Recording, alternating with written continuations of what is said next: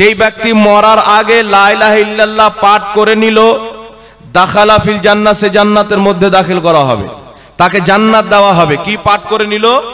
লা ইলাহা ইল্লাল্লাহ পাঠ করে নিল। এই হাদিসকে নিয়ে বর্তমান জামানাতে অনেক মৌলবি তৈরি হয়েছে। মৌলবি নামের মূর্খ ব্যক্তি বললে চলে, যে লা ইলাহা ইল্লাল্লাহ মরার আগে পড়ে নাও জান্নাত চলে যাবে, মুহাম্মদ রাসূলুল্লাহ বলার প্রয়োজন নাই। কিন্তু আমার নবী বলছেন, যেই ব্যক্তি লা ইলাহা ইল্লাল্লাহ পড়লো, পড়ার পরই মরে গেল, মরার আগে একটি বার পাঠ করলো, সে জান্নাতে প্রবেশ করা হবে, তাকে জান্নাতে দাখিল করানো হবে, সে জান্নাতে প্রবেশ করবে। তো রাসূল যখন লা ইলাহা ইল্লাল্লাহর কথা বলেছেন, এখানে তো মুহাম্মদ রাসূলুল্লাহর কথা নাই। তো নবী পাক সাল্লাল্লাহু আলাইহি ওয়াসাল্লাম লা ইলাহা ইল্লাল্লাহর কথা বলেছেন, আর মুহাম্মদ রাসূলুল্লাহর কথা আমার আল্লাহ বলেছেন। জোরে বল সুবহানাল্লাহ। লা ইলাহা ইল্লাল্লাহ হচ্ছে আল্লাহর তাওহীদ, আল্লাহকে এক বিশ্বাস করা, আল্লাহকে ওয়াহদাহু লা শারীক মানা, এটা সাক্ষী দেওয়ার নাম হচ্ছে লা ইলাহা ইল্লাল্লাহ। কিন্তু আল্লাহ পাক কি বলছেন? পবিত্র কুরআন পাকে আল্লাহ বলছেন, কুল হুয়াল্লাহু আহাদ, নবী তুমি বলো আল্লাহ এক। আল্লাহ এই কথা বলছেন না যে আমি এক, আল্লাহ বলছেন নবী তুমি বলো আল্লাহ এক। তো আল্লাহ নবী পাককে বলতে বলছেন, মাহবুব তুমি বলো, যারা তোমার রিসালাতের জবানে শুনে আমাকে এক বিশ্বাস করবে, যারা তোমাকে রাসূল মেনে লা ইলাহা ইল্লাল্লাহ পাঠ করবে, যারা মুহাম্মদুর রাসূলুল্লাহকে বিশ্বাস করে মরার আগে একটিবার লা ইলাহা ইল্লাল্লাহ পাঠ করে নেবে, আমি আল্লাহ তাকে জান্নাত দান করব। জোরে বলুন সুবহানাল্লাহ। কি বসিয়ে? মুহাম্মদ রাসূলুল্লাহ অন্তরে বসিয়ে, অস্বীকার করে না। নচেত কেউ যদি মুহাম্মদ রাসূলুল্লাহকে না মানে, নবী পাক সাহেবে লাউলাকে রিসালাতকে বিশ্বাস না করে, নবুয়তকে বিশ্বাস না করে, উম্মতের ইজমা রয়েছেন, অসংখ্য কিতাবের মধ্যে রয়েছেন, একজন ব্যক্তি যদি সারা জীবন লা ইলাহা ইল্লাল্লাহ লা ইলাহা ইল্লাল্লাহ কোটি কোটি বার, আরব খারব বার, মিলিয়ন মিলিয়ন বার যদি পাঠ করে, জীবনে একটি বার যদি মুহাম্মদ রাসূলুল্লাহ পাঠ না করে, ওই ব্যক্তি মুসলমান হতে পারে না। জোরে বলুন সুবহানাল্লাহ।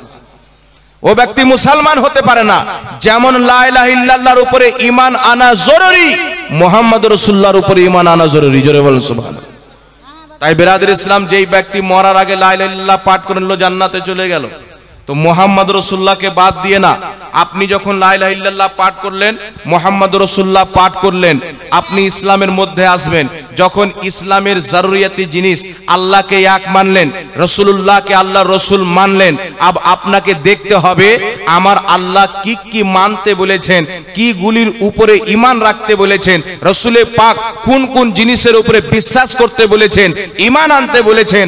আল্লাহ পাকের ওয়াহদানিয়তকে মানার পর, নবীর রিসালাতকে মানার পর, আল্লাহ আল্লাহর রাসূল যেইগুলিকে মানতে বলেছেন, ওইগুলি জিনিসকে যারা মানবে, বিশ্বাস করবে, তারাই হলো মুসলমান। আর কলমা পাঠ করার পর আল্লাহর মানানো জিনিসকে, নবীর মানানো জিনিসকে যদি না মানে, সে মুসলমান হতে পারে না। জোরে বলুন সুবহানাল্লাহ। সুবহানাল্লাহ। মুসলমান হবে। আমি আপনাদেরকে বলছি শুনেন, পবিত্র কুরআন পাক আল্লাহর কালাম।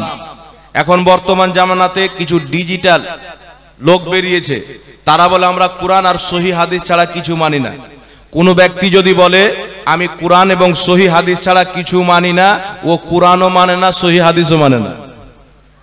ও কুরআনেরও মুনকির, সহিহ হাদিসেরও মুনকির। আপনি বলবেন কেন হুজুর? ও তো বললো কুরআন আর সহিহ হাদিস মানি। তো কুরআন বলছে যে কুরআনও মানো, হাদিসও মানো, অন্য কিছুও মানো। আর আমি বলছি কুরআন হাদিস ছাড়া কিছু মানি না। তো কুরআন মানা হলো? আল্লাহ পাক কুরআন পাকে কি বলছেন? মহান রব্বুল আলামিন বলছেন, ইয়া আইয়ুহাল্লাযীনা আমানু আতিউল্লাহ ওয়া আতিউর রাসূল ওয়া উলিল আমরি মিনকুম। আল্লাহ বলছেন, হে ঈমানদার, আল্লাহর হুকুম মানো, আল্লাহর রাসূলের হুকুম মানো, আর হুকুম দাতাদের হুকুম মানো। কয়জন ব্যক্তি হলো বাবজি? ধ্যান দিয়ে শুনবেন, কয়জন ব্যক্তি হলো? আল্লাহর হুকুম মানো, আল্লাহর রাসূলের হুকুম মানো, ওয়া উলিল আমরি মিনকুম, এবং হুকুম দাতাদের আদেশ মানো। তিন শ্রেণীর হলো কি হল না? প্রথম আল্লাহর হুকুম, তারপরে নবীর হুকুম, তারপরে কার হুকুম? হলো হুকুম দাতা। এই হুকুম দাতাকে আপনাকে আমাকে বুঝতে হবে।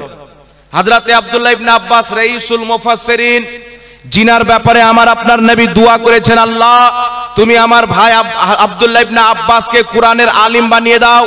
যেই ব্যক্তির আলিম হওয়াকে, কোরআন পাকের আলিম হওয়ার জন্য আমার আপনার নবী দোয়া করেছেন, ওই ব্যক্তি কোরআন পাক কত বেশি বুঝবেন, কোরআন পাকের কত বড় আলিম হবেন। আব্দুল্লাহ ইবনে আব্বাস বলছেন, উলিল আমরে মিনকুম, হুকুমদাতাদের আদেশ মানো। এর অর্থ হচ্ছে উলামা এবং ফুকাহা। জোরে বলুন সুবহানাল্লাহ। হক্কানি আলিমদের হুকুম মানো এবং ফকিহদের হুকুম মানো। এই বিষয়ে আরেকটি হাদিস ইমাম হাকিম রাহমাতুল্লাহ আলাইহি হাকিম আল মুস্তাদরাক আলা সহিহাইন কিতাবের মধ্যে সাইয়্যিদনা জাবির ইবনে আব্দুল্লাহ রাদিয়াল্লাহু তাআলা আনহু থেকে হাদিস উল্লেখ করেছেন। হযরতে জাবির ইবনে আব্দুল্লাহ বলেন, উলিল আমরে মিনকুম, হুকুমদাতাদের আদেশ মানো, ইয়ানি উলামা ওয়াল ফুকাহা, ইয়ানি বিজ্ঞ আলিমদের হুকুম মানো এবং ফকিহদের হুকুম মানো। জোরে বলুন সুবহানাল্লাহ। তো ফকিহদেরকে আল্লাহ মানতে বলেছেন। ইবনে মাজাহ শরীফ আমার রাসূল বলেন, যখন আল্লাহ তাবারাক ওয়া তাআলা কওরির কাছে দ্বীনের খিদমত নেওয়ার ইরাদা করেন, তাকে দ্বীনের ফকিহ বানিয়ে দেন। আমরা যখন রিসার্চ করে দেখি, জগৎ বিখ্যাত ফকিহ ইমামে আজম আবু হানিফা, জগৎ বিখ্যাত ফকিহ ইমাম শাফি রাহমাতুল্লাহ আলাইহি, জগৎ বিখ্যাত ফকিহ ইমাম মালিক রাহমাতুল্লাহ আলাইহি, জগৎ বিখ্যাত ফকিহ ইমাম আহমদ বিন হাম্বল রাহমাতুল্লাহ আলাইহি, ইনাদের মতন ফকিহ আজকে পর্যন্ত জন্ম হয়নি, আর কিয়ামত পর্যন্ত জন্ম হবে না। জোরে বলুন সুবহানাল্লাহ। সুবহানাল্লাহ। এত বড় চারজন ফকিহ ছিলেন, তাই চারজন ব্যক্তি কুরআন এবং হাদিস থেকে রিসার্চ করে কুরআন হাদিস মোতাবিক চারটি মাযহাব কায়েম করেছেন। এই চারটি মাযহাব আমাদেরকে কোটি কোটি দলে বিভক্ত হওয়া থেকে হেফাজত করেছেন। জোরে বলতে হবে সুবহানাল্লাহ। মানুষ বলে না যে চারটি মাযহাব কেন হলো, এই চারটি ভাগ কেন হলো ইসলামের মধ্যে? তো একটি কথা মনে রাখবেন, এই চারটি মাযহাব আমাদেরকে কোটি কোটি দলে বিভক্ত হওয়া থেকে হেফাজত করেছেন। কারণ এই চারটি মাযহাবের উপরে উম্মতের যদি ঐক্যমত না হতো, ইজমা যদি না হতো, তো আজকে মাস্টার উঠে যেত আর কোরআন থেকে রিসার্চ করে নিজের কিছু ভক্ত বানিয়ে নিত। আজকে ডাক্তার উঠে যেত, কোরআন থেকে রিসার্চ করে নিজের কিছু ভক্ত বানিয়ে নিত। জয় রকম লোক তৈ রকম মাযহাব থাকতো। 20 কোটি মুসলমান থাকলে 10 কোটি মাযহাব থাকতো। আপনার এক আরব মুসলমান হলে 1 কোটি মাযহাব থাকতো। তাই বিরাদর ইসলাম, ইমামে আজম আবু হানিফা, ইমাম শাফি, ইমাম আহমদ বিন হাম্বল, ইমাম মালিক, এই চারজন ব্যক্তি যেই কিয়াস করে, ইজতিহাদ করে, রিসার্চ করে কুরআন এবং হাদিসের আলোতে চারটি মাযহাব কায়েম করে আমার আপনার মতো গুনহেগার মুসলমানকে, কম বিদ্যাওয়ালা মুসলমানকে কোটি কোটি ভাগে বিভক্ত হওয়া থেকে হেফাজত করেছেন। জোরে বলতে হবে সুবহানাল্লাহ। আমার কথা বুঝতে পারছেন তো বাবজি?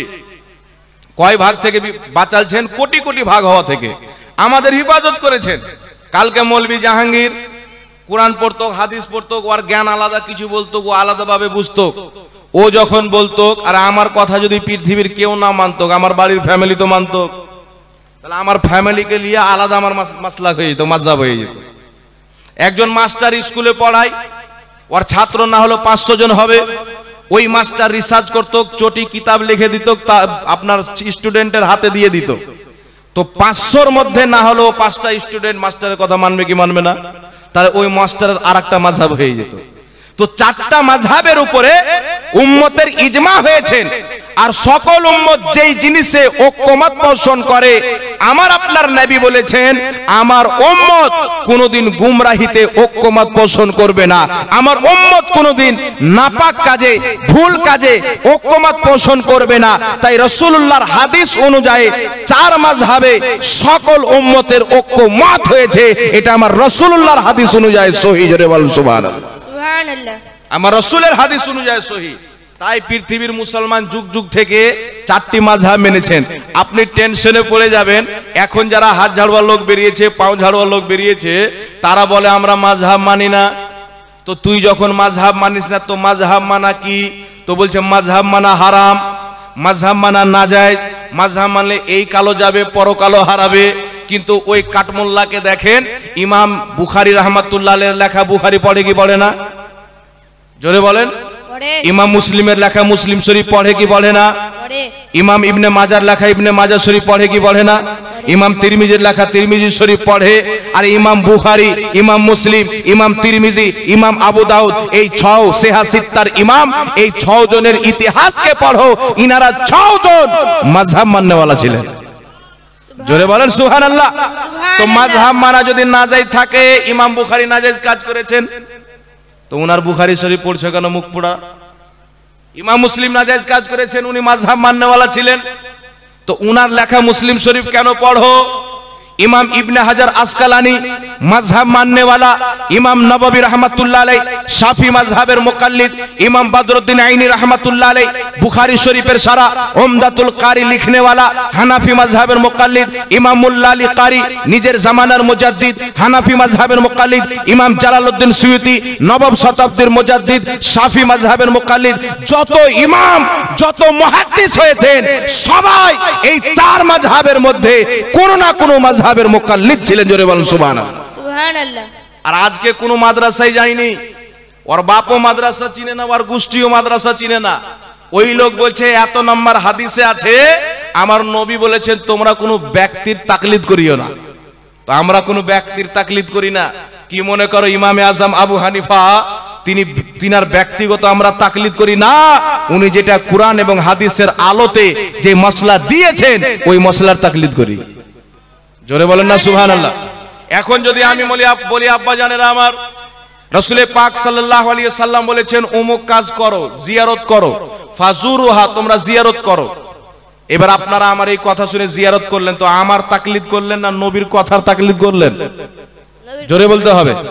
তো ইমামে আজম আবু হানিফার মাযহাবের একটা মসলা, এই শুধু পশ্চিমবঙ্গ না পুরো ভারতের মাটিতে এমন কোন মৌলবী জন্ম নেয়নি আর কিয়ামত পর্যন্ত নিবে না যে হানাফি মাযহাবের একটা মসলাকে কুরআন এবং হাদিসের বিপরীত প্রমাণ করতে পারবে। এই রকম কিয়ামত পর্যন্ত মৌলবী জন্ম হবে না, সুবহানাল্লাহ, কিয়ামত পর্যন্ত হতে হবে না। আর আপনি শুনেন মাযহাব না মানলে কি দোষ হয়? আচ্ছা আপনি বলেন, যখন মাযহাব না মানবে কুরআন আর হাদিস মানি, বলে কি বলে না? কুরআন আর সহি হাদিস, কুরআন আর সহি হাদিস মেনে কোন বাপের বেটা আমাকে 2 রাকাত নামাজ পড়ে দেখাইতে পারবে না। 1 লাখ টাকা পুরস্কার দেবো যদি কেউ দেখাইতে পারে। তো নিয়ত করবে কি বলে? যাক হাত বাঁধবে, তো হাত যখন বাঁধবে প্রথম নামাজ শুরু করবে তো হাতটা তুলবে কি তুলবে না? এতটুক যদি তুলে তো এতটুকের হাদিসটা ছুটবে, আর এতটুক যদি তুলে তো এতটুক হাদিসটা ছুটবে। কারণ এই পর্যন্ত হাত উঠানোর হাদিসও আছে, এই পর্যন্ত হাত উঠানোর হাদিসও আছে, এই পর্যন্ত হাত উঠানোর হাদিসও আছে। তাহলে সে যখন এখানে হাত বাঁধলো, তাহলে এখানে অবধি হাদিসটা ছুটলো, এখানটাও ছুটলো, 2টা হাদিস ছুটলো কি ছুটলো না? ছুটলো কি ছুটলো না? তাহলে কিসের ও হাদিস মাননেওয়ালা? যদি 2টাই হাদিস ছুটে যায় তাহলে হাদিস মাননেওয়ালা হলো? তো হাদিস আর কুরআন আমি মানি বলে হাদিস আর কুরআনকে সামনে রেখে কেউ 2 রাকাত নামাজ পড়তে পারে না, কেউ জন্ম হয়নি আর হবে না, কেউ পড়তে পারে না। মাযহাব মানা হচ্ছে জরুরি। মাযহাব তারাও মানে, মাযহাব আমরাও মানি। তফাৎ এতটুক হলো, আমরা বিখ্যাত তাবি ইমামে আজম আবু হানিফার মাযহাবকে মানি, তারা আজকের জামানার জাহিল মোল্লাদের মাযহাবকে মানে। তফাৎ এতটুকু। আজকে আমরা ইমামে আজম আবু হানিফার মাযহাবকে মানি, আর তারা আজকে জামানার কাঠমুন্সিদের মাযহাবকে মানে। যার পেটে যদি লাত মারেন 100 হাদিস বের হবে না, দেখে শুদ্ধ করে কোরআন পাক তেলাওয়াত করতে পারে না, মসলা ভুলভাল মানুষের সামনে দেয়, ওই মসলাকে বিশ্বাস করলে ঈমান পর্যন্ত চলে যাবে। কিন্তু শুনেন, আমি আপনাকে চ্যালেঞ্জ করে বলতে পারি, দুনিয়ার সবার নামাজে ভুল হতে পারে। হানাফি মাযহাব যেই নামাজ আদায় করে ইমামে আজম আবু হানিফার মাযহাবকে মেনে, তিনার মসলাকে সামনে রেখে হানাফিরা যেই নামাজ আদায় করে, এই নামাজ কিয়ামত পর্যন্ত কেউ ভুল প্রমাণ করতে পারবে না, সুবহানাল্লাহ, কিয়ামত পর্যন্ত পারবে না। কেন শুনেন, আজকে যারা জোরে আমিন বলে, বুকের উপরে হাত বাঁধে, যেভাবে নামাজ পড়ে, এদের নামাজ কোথায় শিখেছে? আজকের মোল্লার কাছে শিখেছে। কিন্তু ইমামে আজম আবু হানিফা, জিনার আমরা মাযহাব মানি, তিনার নামাজ, তিনি যেইভাবে নামাজ পড়তেন আমরা ওইভাবে নামাজ পড়ি। তো ইমামে আজম আবু হানিফা কোন মৌলবীর কাছ থেকে নামাজ শিখেছেন? তো শরীয়ত বলছে ইমামে আজম আবু হানিফার নামাজে কোন রকমের ত্রুটি, কোন রকমের ভুল হতে পারে না। কারণ ইমামে আজম আবু হানিফা দুনিয়ার কোন মৌলবীর কাছে, দুনিয়ার কোন মাস্টারের কাছে, দুনিয়ার কোন ইমামের কাছে নামাজ শিখেনি। ইমামে আজম আবু হানিফা ডাইরেক্ট সাহাবাকে নামাজ পড়তে দেখেছেন, সাহাবার দেখে নামাজ শিখেছেন। জোরে বলেন সুবহানাল্লাহ। এখন আপনারা বলেন সাহাবার নামাজ ভুল হতে পারে? ইমামে আজম আবু হানিফা রাহমাতুল্লাহ আলাইহি জগৎ বিখ্যাত সাহাবী আনাস ইবনে মালিক রাদিয়াল্লাহু তাআলা আনহু তিনাকে নামাজ পড়তে দেখেছেন। ইমামে আজম আবু হানিফা রাহমাতুল্লাহ আলাইহি একজন না দুইজন না, আমার জানা মতে 17 জন সাহাবীকে নামাজ পড়তে দেখেছেন, তাদের পিছনে নামাজ পড়েছেন। তাহলে কি বোঝা গেল? যেই ব্যক্তি সাহাবীর পিছনে নামাজ পড়েছেন, সাহাবীকে দিনরাত নামাজ আদায় করতে দেখেছেন, তার নামাজ কোনোদিন খারাপ হতে পারে না। কারণ সাহাবীর নামাজ মুস্তাফার নামাজের মতো। আমার নবী বলেছেন, আমি যেইভাবে নামাজ পড়ি তোমরা সেইভাবে নামাজ পড়ো, আমাকে দেখে নামাজ পড়ো। ইমামে আজম আবু হানিফা নবীকে দেখেনি, নবীকে দেখনে ওয়ালাকে দেখেছে। তো যিনি সাহাবীকে দেখে নামাজ শিখেছেন, সাহাবী নবীকে দেখে নামাজ শিখেছেন, না নবীর নামাজে ভুল আছে, না সাহাবীর নামাজে ভুল আছে, না ইমামে আজম আবু হানিফার নামাজে ভুল আছে। ইমামে আজম আবু হানিফার নামাজে যখন ভুল নাই, তো হানফিদের নামাজে ভুল আছে কোন বাপের বেটা বলতে পারে? হানফিদের নামাজে কি করে ভুল হবে? ভুল কাদের নামাজে আছে আমি বলছি শুনেন। আমরা যখন নিয়াত বাঁধি তো বললাম না এখানে হাত উঠানো হাদিস, এখানে হাত উঠানো হাদিস, এখানে হাত উঠানো হাদিস। তো আমরা যখন এখানে হাত উঠালাম তিনটা হাদিস কভার হয়ে গেল, বুঝতে পারছেন? আর যারা এখানে হাত উঠায় দুটো হাদিস ছাড়ে, তো আহলে হাদিস ও হারামখোররা হলো না আমরা হলাম? হাদিস কে মানলো? যে দুটো হাদিস প্রথমে বাদ দিয়ে দিল নামাজ শুরু করাতে, ও বেশি হাদিস মানে না যে তিনটা হাদিসের উপরে আমল করে নিল সে বেশি হাদিস মানে? কে বেশি হাদিস মানে? যারা তিনটা হাদিসের উপর আমল করে নিল।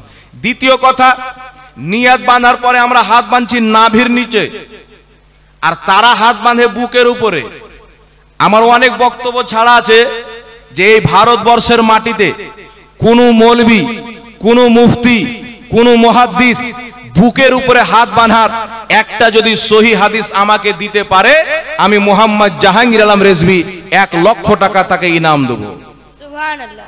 1 লক্ষ টাকা ইনাম দেবো, কিয়ামত পর্যন্ত দেখাতে পারে না।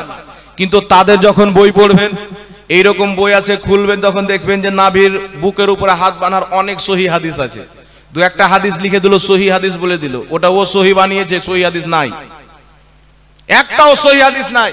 আবু দাউদ শরীফের যে হাদিস বলা হয়, তাউস রাহমাতুল্লাহ আলাইহি বলেন নবী নামাজের মধ্যে ডান হাত বাম হাতের উপর রেখে বুকে হাত বেঁধেছেন। হযরতে তাউস হচ্ছেন তাবেঈ, তিনি নবী পাককে দেখেনি। তাবেঈ যখন ডাইরেক্ট নবীর কথা বয়ান করবে, মাঝখানে সাহাবী থাকবে না, এই ধরনের হাদিসকে বলা হয় মুরসাল। আর মুরসাল হাদিস হলো জয়ীফ হাদিসের একটা প্রকার। তো নিজের ধর্মকে বাঁচার জন্য জয়ীফ হাদিসকে সহি বলল। আমি যতটুক জানি, আর শুধু আমি জানি না, এটা আমি ভালোভাবে গবেষণা করে দেখেছি, যারা বুকের উপরে হাত বাঁধে তাদের একটা না দুটা না, নামাজের বিষয়ে কয়েকটি কিতাব আমি পড়েছি। বুকের উপরে হাত বাঁধার যত হাদিস তারা লিখেছে, আল্লাহর কসম খেয়ে বলি প্রত্যেকটা হাদিস কোনটা জাল আছে, কোনটা জয়ীফ আছে, সহি হাদিস একটাও নাই, একটাও সহি হাদিস নাই। কিন্তু হানাফি মাযহাবের মাননেওয়ালা সুন্নি মুসলমান নামাজে নাভির নিচে হাত বাঁধে, নাভির নিচে হাত বাঁধার একটা হাদিস খুঁজতে গেলাম, আমার মতন একজন ছোট মৌলবী নাভির নিচে হাত বাঁধার 4টা সহি হাদিস পেল। জোরে বলেন সুবহানাল্লাহ। সুবহানাল্লাহ। 4টার মধ্যে একটি হাদিস শুনিয়ে দিই। মুসান্নাফে ইবনে আবি শাইবার মধ্যে হাদিস, হযরতে আলকামা তিনার বাপ থেকে, তিনার দাদা থেকে বর্ণনা করেন। তিনার বাপ থেকে বর্ণনা করছেন যে নবী পাক সাল্লাল্লাহু তাআলা আলাইহি ওয়া আলিহি ওয়াসাল্লাম নামাজে ওয়াদা ইয়ামিনিহি আলা শুমালিহি ফি সলাতি তাহতা সুররা, নবী পাক সাল্লাল্লাহু আলাইহি সাল্লাম ডান হাত বাম হাতের উপরে রেখে তাহতা সুররা নাভির নিচে বাঁধেন। জোরে বলেন সুবহানাল্লাহ। ইমাম মানাবী রাহমাতুল্লাহ আলাইহি বলছেন নবী পাক সাল্লাল্লাহু আলাইহি ওয়াসাল্লাম নামাজে ডান হাত বাম হাতের উপরে রেখে নাভির নিচে বাঁধেন। হাদিসটি সহিহ। আর আমাদের ইমাম মানাবী রাহমাতুল্লাহ আলাইহি তো থাক হাত ঝাড়ওয়াদের গুরু মুবারকপুরি নিজের কিতাব তোহফাতুল আহওয়াজের মধ্যে লিখছে, নবী পাক সাল্লাল্লাহু আলাইহি সাল্লাম ডান হাত বাম হাতের উপরে রেখে নাভির নিচে বেঁধেছেন। হাদিসটি সহিহ, জোরে বলেন সুবহানাল্লাহ। আমাদের তো আমাদের, ওদের রুহানি বাপ বলছে হাদিসটি সহিহ। তো মাযহাব যখন না মানবে তখন কি হবে? মানুষকে বলে জয়ীফ হাদিসে আমল করা যাবে না, কিন্তু তারা নিজেই জয়ীফ হাদিসে আমল করছে। কোন জায়গাতে আমল করছে? ফরজ নামাজে। আর আলহামদুলিল্লাহ হানাফিরা যে নামাজ পাঠ করে, এই হানাফিদের নামাজের মধ্যে হাত উঠানো থেকে নিয়ে শেষে দোয়া করা পর্যন্ত হাত তুলে কোনটা জয়ীফ হাদিস না, প্রত্যেকটা সহি হাদিস দিয়ে, আর একটা দুটা না একাধিক সহি হাদিস দিয়ে প্রত্যেকটা আরকান নামাজের হানাফিদের সহি হাদিস থেকে প্রমাণিত। জোরে বলতে হবে সুবহানাল্লাহ। এইবার আসেন বিরাদের ইসলাম, নামাজে হাত বাঁধলাম, হাত বাঁধার পরে আমাদের ইমাম সাহেব কি করে বাবজি? সানা পাঠ করে। সানা তো তারাও পাঠ করে, সানার পরে কেরাত করে কি করে না? আলহামদুলিল্লাহি রাব্বিল আলামিন আর রহমানির রহিম মালিকি ইয়াউমিদ্দিন। আপনাদের ইমাম সাহেব করে কি করে না? আমার আপনার নবী বলেছেন, বুখারীর মধ্যে হাদিস, আরো অনেক কিতাবের মধ্যে রয়েছে, হাদিসটি সহিহ। নবী পাক সাল্লাল্লাহু আলাইহি সাল্লাম বলেন, যেই ব্যক্তি সূরা ফাতিহা পড়লো না তার নামাজই হলো না। সে এমন নামাজ পড়লো যেন নামাজই পড়লো না, যে সূরা ফাতিহা পড়লো না। তো আহলে হাদিস নামের জোলহারা কি করেছে? এরা নিজের অ্যাপসে লিখেছে, নবী পাক বলেছেন যেই ব্যক্তি সূরা ফাতিহা পড়লো না তার নামাজই হলো না। আর আমাদের ভারতবর্ষে কিছু হানাফি ভাই আছে যারা ইমামের পিছনে সূরা ফাতিহা পড়ে না, হানাফিদের নামাজ হয় না। এবার সাত মারার কিছু পাগলা কুত্তা যখন ওই বইটাকে পড়লে এ ভাদর মাসের কুত্তা হয়ে গেল। কিন্তু এ তো জানে না যে কত বড় চোর। আপনার চুরি যখন করবে তো চোর কত রকম কৌশল করবে, কিন্তু চোরকে ধরার আপনার ক্ষমতা নাই, থানার পুলিশ নিয়ে আসতে হবে। তো এইগুলো চোরকে যদি ধরতে হয় তো আমাদের মতন মৌলবীর দরকার আছে। এইগুলো চোরকে আমরা ভালো করে ধরতে পারি, ভালো করে কুটাইও করতে পারি। কত বড় চোর! একটা হাদিস নিয়ে লাফাচ্ছে যে সূরা ফাতিহা পড়লো না আর নামাজ হলো না। এই জন্য আমি বলি যে এদের দিন আধুরা হয়, পরিপূর্ণ হয় না। আল্লাহ কুরআন পাকে বলেছেন পরিপূর্ণভাবে ইসলামে প্রবেশ করো। এরা কুরআন অর্ধেক মানে অর্ধেক মানে না, হাদিস অর্ধেক মানে অর্ধেক মানে না। যে আয়াতটিকে নিয়ে নবীর খোট বের করা হবে যাবে, বা নবীর কোনো সম্মানকে কমানো যাবে, বা যে আয়াতকে নিয়ে তাদের মিথ্যা ধর্ম প্রচার করা হবে, ওই আয়াতকে ওরা হাইলাইট করবে। আর যেই আয়াতে নবীর সম্মান বয়ান করা আছে, জীবনে বাপের জন্মে মুখে নিয়ে আসবে না। তাই দেখবেন ওয়ারাফায়না লাকা যিকরাক, নবী আপনার খাতিরে আপনার জিকিরকে উঁচু করে দিলাম। ওদের কয়টা মৌলবীকে পড়তে দেখেছেন বলেন তো? কটা মৌলবীকে দেখেছেন? তো ওদের কাজ হচ্ছে নবীর খোট বের করা, না পরিপূর্ণ কুরআন মানে, না পরিপূর্ণ হাদিস মানে। যারা নামধারী আহলে হাদিস, ওয়াহাবি নজদি মতবাদে বিশ্বাসিত, আব্দুল ওয়াহাব নজদির তাকলিদ করনেওয়ালা, আলবানির মুকাল্লিদ, ইবনে তাহমিয়ার মুকাল্লিদ, এরা মানুষকে ধোঁকা দেয় কুরআন হাদিসের নাম দিয়ে। না কুরআন মানে, না হাদিস মানে। কুরআনকে নিজের মতে চালাতে চায়, হাদিসকে নিজের মতে চালাইতে চায়। কিন্তু আল্লাহর কসম খেয়ে বলি, এই জমিনের মাটিতে একটি দল, যেই দলটি মুহাম্মদ রাসূলুল্লাহ মক্কা মদিনাতে প্রতিষ্ঠিত করেছিলেন, সেখান থেকে কারবালার ইমামে হুসেন ইয়াজিদের হাত থেকে যেই দলকে বাঁচিয়েছিলেন, বাগদাদের গাউসে আজম যেই দলের খিদমত করেছিলেন, আজমিরের খাজা মঈনুদ্দিন যেই দলের প্রচার করেছিলেন, বরেলির আলা হযরত যেই দলের খিদমত করেছেন, যেই দলকে হিফাজত করেছেন, ওই দলের নাম হচ্ছে সুন্নি জামাত। সুবহানাল্লাহ। আর সুন্নি জামাত কুরআনকে নিজের মতে চালায় না, হাদিসকে নিজের মতে চালায় না। সুন্নি জামাতের আলিম ওলামা কুরআন মোতাবিক চলে, হাদিস মোতাবিক চলে। বলেন সুবহানাল্লাহ।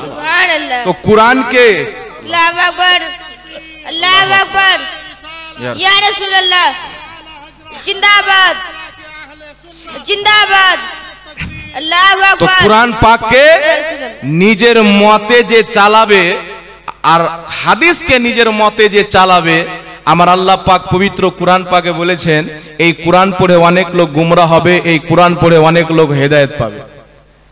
কুরআন কার কালাম? আল্লাহর কালাম। আল্লাহর কালামকে পড়ে গুমরাহ হবে কি করে সম্ভব? আল্লাহ কুরআন দিয়েছেন যেন মানুষ হেদায়েত পায়।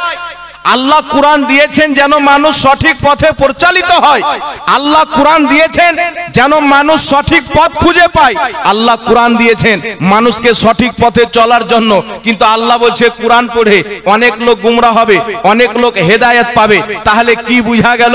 কোরআন পড়ে যারা নিজের বিবেক দিয়ে অনুবাদ করবে তারা গুমরা জাহান্নামী হবে, আর কোরআন পড়ে যারা সাহাবার মতো অনুবাদ করবে, তাবির মতো অনুবাদ করবে, মুফাসসিরের মতো অনুবাদ করবে, ইমামে আজম আবু হানিফার মতো অনুবাদ করবে, তারাই পাবে হেদায়েত। জোরে বলেন সুবহানাল্লাহ। তাহলে কোরআন পড়ে অনেক লোক গুমরা হবে কি হবে না? তো এটা মনে করিয়ে না যে কোরআন থেকে ওয়াজ করছে তো খুব ভালো মৌলবি রে। একটি হাদিস শোনাচ্ছি, শুনেন। ইমাম বুখারী নাম শুনেছেন? কথা বলতে হবে। নাম শুনেছেন? ইমাম মুসলিম নাম শুনেছেন? ইমাম বুখারীর শিক্ষক, ইমাম মুসলিমের শিক্ষক, জিনার ছাত্র ইমাম বুখারী, ইমাম মুসলিম, উনার কত উঁচু মাকাম হবে, উনার ইলিম কত হবে বুঝতে পাচ্ছেন? উনার বিদ্যা কত হবে? জিনার নাম হচ্ছে ইমাম সিরিন রাহমাতুল্লাহ আলাইহি। ইমাম সিরিন রাহমাতুল্লাহ আলাইহি বসে আছেন নিজের মুরিদ ছাত্রদেরকে সঙ্গে করে নিয়ে। আর ইমাম সিরিন রাহমাতুল্লাহ আলাইহির নিকটে কিছু লোক আসলো যারা মানুষকে নামাজের জন্য ডাকতো, নামাজ শিখাতো, উজু করার মশলা মাসাইল শিখাতো। তারা এসে বলছে, হুজুর আমরা জামাতের লোক এসেছি, মানুষকে নামাজের জন্য মানে মসজিদের দিকে নিয়ে যায়, ভালো কাজ শিখায়। হুজুর আপনাকে একটা হাদিস শোনাতে চাই। ইমাম সিরিন বলছে তুমি হাদিস শোনাইও না। তারপরে বলছে, হুজুর তাহলে একটা কোরআন পাকের আয়াত শুনালেন। ইমাম সিরিন রাহমাতুল্লাহ আলাইহি বলছে তুমি কোরআন পাকের আয়াতও শোনাও না, এখান থেকে ভাগবে না, আমি চলে যাব। ইমাম সিরিন রাহমাতুল্লাহ আলাইহি বলছে তোমরা যাবা না, আমি যাব। ইমাম সিরিন রাহমাতুল্লাহ আলাইহি ওখান থেকে উঠে চলে আসলেন। উনার ছাত্র কোন ছাত্র? ইমাম বুখারীর মতো। জোরে বলেন না সুবহানাল্লাহ। ইমাম মুসলিমের মতো ছাত্র, এত বড় বড় মুহাদ্দিস তিনার ছাত্র। ছাত্ররা বলছে, মুরিদরা বলছে, হুজুর একটা হাদিস তো শোনাতো, ভালো কথা, কোরআন পাকের আয়াত শোনাতো, আপনি কেন শুনলেন না? ইমাম সিরিন বলছে যতই নামাজের জন্য ডাকুক, যতই মাসলা মাসাইল শিখাক, এদের আকীদা হচ্ছে খারাপ। এ যদি আল্লাহর কোরআনের আয়াত পাঠ করত, ভুলভাল তাফসীর করত, আমি ইমামে সিরিনের অন্তরে ওই ভুল তাফসীর যদি বসে যেত, আমি ইমাম সিরিন বুখারীর মতো ছাত্র জন্ম দিয়েছি, মুসলিমের মতো ছাত্র জন্ম দিয়েছি, তার ভুল ব্যাখ্যা করা আমার অন্তরে যদি বসে যেত, আমি ইমাম সিরিন ইমানই হারিয়ে ফেলতাম, ইমানই হারিয়ে ফেলতাম। তাহলে ইমাম সিরিন এদেরকে দেখে ভয় করেছে কি করেনি? আর এখন আমাদের লোক কিছু মনে করে সমাজে যে হুজুর বক্তব্য শুনবো, ভুল বললে নিব না, ভালো কথাটা নিব। তুই কি করে বুঝবি কোনটা ভুল কোনটা ভালো? ইমাম সিরিন ভয় করছে, আপনার আমার কি হাইসিয়াত? তাই বিরাদর ইসলাম একটি কথা মনে রাখতে হবে, কোরআন পড়ে গুমরা হবে, কোরআন পড়ে হেদায়েত পাবে। হেদায়েত কারা পাবে? যারা গৌসে বাগদাদিকে অনুসরণ করে কোরআন মানবে। জোরে বলেন না সুবহানাল্লাহ। হেদায়েত কারা পাবে? যারা ইমামে আজম আবু হানিফাকে অনুসরণ করে কোরআন পড়বে। এখনকার কাঠমোলা কিছু যুবক ইয়াং ছেলে বেরিয়েছে। নবী পাক বলেছেন যে কামসুন বাচ্চা হবে, কিয়ামতের পূর্বে বের হবে, যারা ইসলাম থেকে এমন ভাবে বেরিয়ে যাবে যেমন তীর কামান থেকে বেরিয়ে যায়। তারা যুগে যুগে বের হয়েছে, শেষ হয়েছে, কিয়ামত আগে ব্যাপকভাবে বের হবে।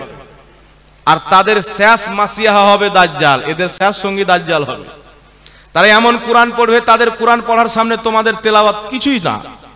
হযরত ওমর ফারুককে নবী পাক বলছেন, তাদের নামাজের সামনে ওমর তোমার নামাজকে তুমি হালকা মনে করবে, তাদের রোজার সামনে তোমার রোজাকে হালকা মনে করবে। মুসাম্মিরুল আজহার পায়জামা লুঙ্গিকে তারা বেশি করে উঠিয়ে পড়বে। ওমর তুমি জানো তারা খুব ইবাদত গুজার হবে, কিন্তু দ্বীনের সঙ্গে, ইসলামের সঙ্গে তাদের কোনো সম্পর্ক থাকবে না। তারা কোরআন এই জন্য পড়বে যে কোরআন আমাদের পক্ষে বয়ান দেয়, কিন্তু পুরো কোরআন তাদের বিপক্ষে থাকবে। তাই বিরাদর ইসলাম, কোরআন পড়লেই ইমানদার হয় না, হাদিস পড়লেই সহি আকীদার লোক হয় না, বা সহি আলিম হয় না।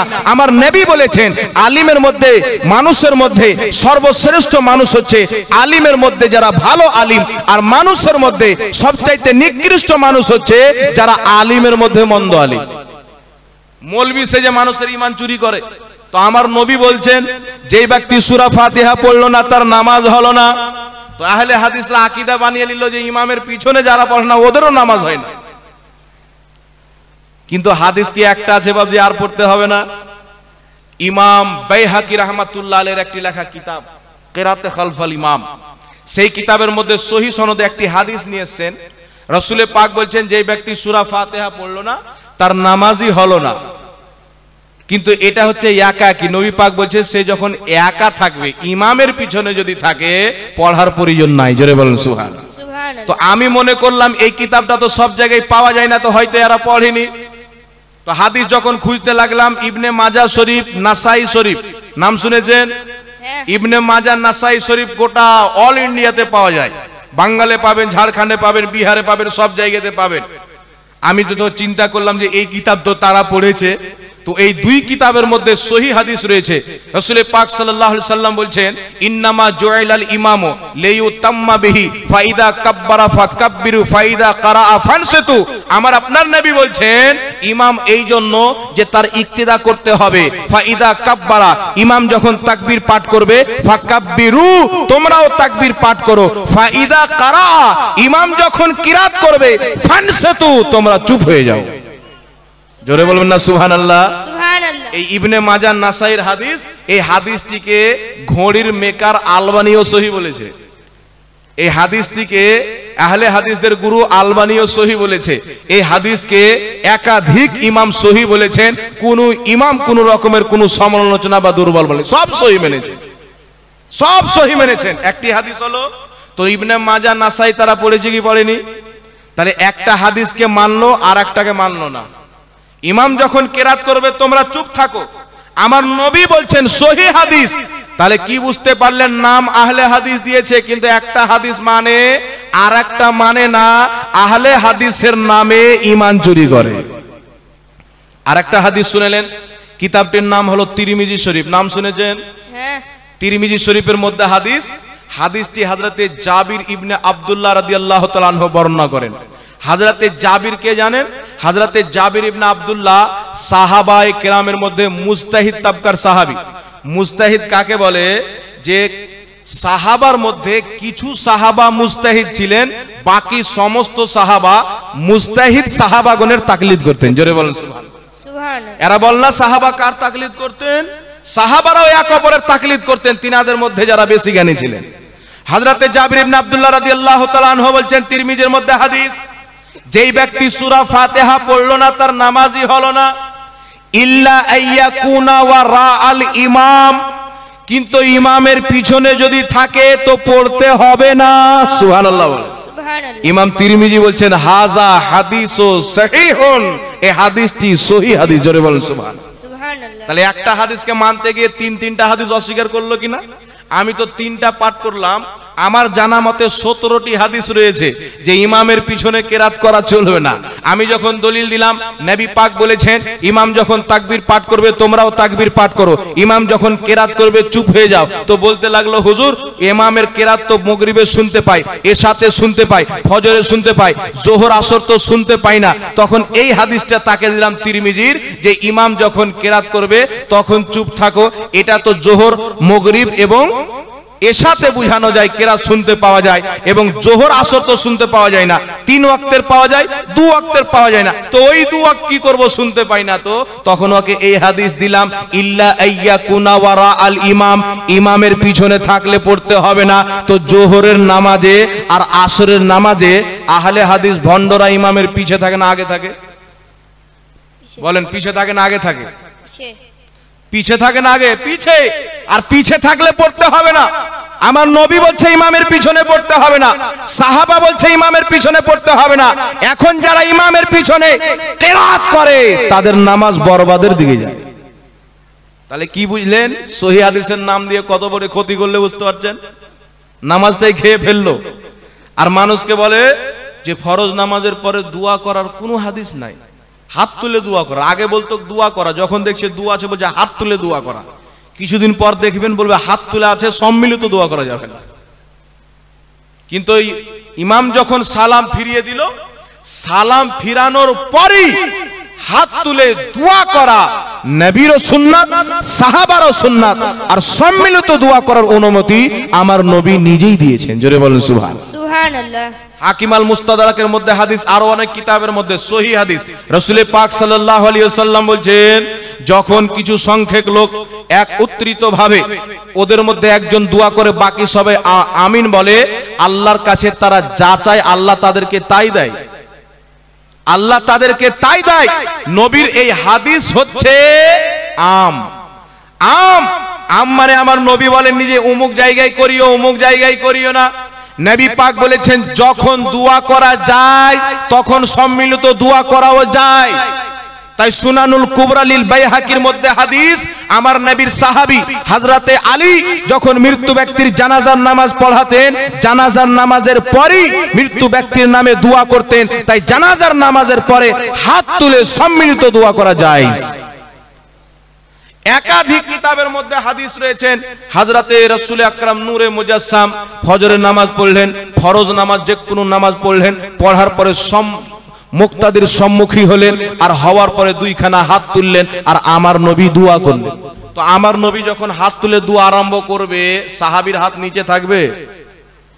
আমি যখন এখন হাত উঠিয়ে দিতে আপনারা সবাই হাত উঠাবেন দোয়ার জন্য, তো রাসূল দোয়ার জন্য হাত উঠাচ্ছেন, তো সাহাবী হাত কি বসিয়ে রাখবেন? আমার নবী যেমনই হাত উঠাচ্ছেন সাহাবী হাত উঠিয়ে নবীর সঙ্গে দোয়া করেছেন। জোরে বলুন সুবহানাল্লাহ। সুবহানাল্লাহ। যারা বলে অমুক জায়গায় দোয়া নাই অমুক জায়গায় দোয়া নাই, যারা দুয়ার দুশমন, সূরা আরাফের মধ্যে আছে কিছু লোককে আল্লাহ আযাবে মুবতালা করেছেন। আল্লাহ ওই লোকগুলোকে বলছে কেমন লাগছে, আমার বারগাহতে কিছু লোক দোয়া করছিল, আমার কাছে চাচ্ছিল, আর তোমরা তাদের দোয়াকে নিয়ে ব্যঙ্গ করতে, তাই তোমাদেরকে আমি আযাব দিয়েছি। তো বুঝা কি গেল, যারা দোয়াকে নিয়ে ব্যঙ্গ করে এখানে করা যাবে না, এখানে করা যাবে না। আল্লাহ বলছেন উদউনি আস্তাজিব লাকুম, বান্দা তুমি আমার কাছে চাও। বাদশার কাছে যদি প্রত্যেকদিন চাইতে যান নারাজ হয়ে যাবে, মাস্টারের কাছে প্রত্যেকদিন চাইতে যান নারাজ হয়ে যাবে, মুফতির বাড়ি প্রত্যেকদিন ভিক্ষুক হয়ে যান নারাজ হয়ে যাবে। একমাত্র মহান রব্বুল আলামিনের দরবার দিনে একবার না 1 কোটি বার না, সারা দিন যদি আপনি আল্লাহর দরবারে হাত তুলে চাইতে থাকেন, আপনি যতবার চাইবেন আমার আল্লাহ তত বেশি খুশি হবে। বলুন সুবহানাল্লাহ। আল্লাহু আকবার, আল্লাহু আকবার, ইয়া রাসূলুল্লাহ জিন্দাবাদ। তাই ব্রাদার ইসলাম, জিন্দাবাদ। তাই ব্রাদার ইসলাম, আল্লাহর দরবারে চাইতে যারা সময় নির্ধারিত করে, এদের আল্লাহ হয়তো কোনো টাইমে ঘুমায় তাই করে না, হয়তো ফজরের নামাজের পরে এদের আল্লাহ ঘুমায়। কারণ আহলে হাদিসদের, যে আহলে হাদিসরা যাকে খোদা মানে, যাকে মাবুদ মানে, ওর হাত আছে, পাও আছে, দেহ আছে, চোখ নাক সব আছে। আর আমরা যাকে খোদা মানি, আমরা যাকে আল্লাহ মানি, না হাত আছে, না পাও আছে, না দেহ আছে, আমাদের আল্লাহ হলো নিরাকার। জোরে বলেন না সুবহানাল্লাহ। কারণ আমরা ওই আল্লাহকে মানি যে আল্লাহর পরিচয় মুস্তাফা জানে রহমত করিয়েছেন। আমরা ওই খোদাকে মানি যেই খোদার পরিচয় মুহাম্মদ রাসূলুল্লাহ করিয়েছেন। আর ইয়ারা ওই খোদাকে মানে যেই খোদার পরিচয় ইবনে তাহমিয়া করিয়েছে। ইবনে তাহমিয়া মুজাসসামা আকীদার লোক ছিল। আল্লাহর হাত আছে, পাও আছে, চোখ আছে, নাক আছে, কান আছে, সব আছে। তো আল্লাহর দেহবাদী আকীদা রেখে হাত পাওকে মেনে যদি আহলে হাদিসরা জান্নাতে চলে যায়, তো হিন্দুরা কি দোষ করলো? হিন্দুরা বলে আল্লাহর হাত আছে, পাও আছে, ওদের যারা ঈশ্বর ভগবান বলে তাই ওর মূর্তি বানিয়ে পূজা করে, ওদের ভগবানের আকার আছে তাই। আর আহলে হাদিসও বলছে যে আল্লাহর আকার আছে। ইহুদির কিতাব যখন আমি ডাউনলোড করলাম, তাওরাত গুগল থেকে ডাউনলোড করে পড়লাম, তো ইহুদিদের আকীদা আল্লাহর আকার আছে। যখন নাসারাদের আকীদা পড়লাম, ঈসাইদের আকীদা হচ্ছে ঈসাইদের যে আল্লাহর দেহ আছে, আকার আছে। তো পরে গবেষণা করে পুরো ডিটেইলসটা বুঝতে পারলাম যে ইহুদি নাসারাদের যেই আকীদা, ওই আকীদার প্রচার আহলে হাদিস নামের কানা দাজ্জাল শায়েখরা করে। আর নবী মুস্তাফার পরিচয় করা আকীদার প্রচার সুন্নি জামাতের আলিমরা করে। বলেন সুবহানাল্লাহ। আপনি পড়েন, আজকে থেকে নিয়ে 100 বছর পূর্বে, 1400 বছর থেকে নিয়ে যত কিতাব লেখা হয়েছে ইসলামের, কেউ বলেনি আল্লাহর আকার আছে।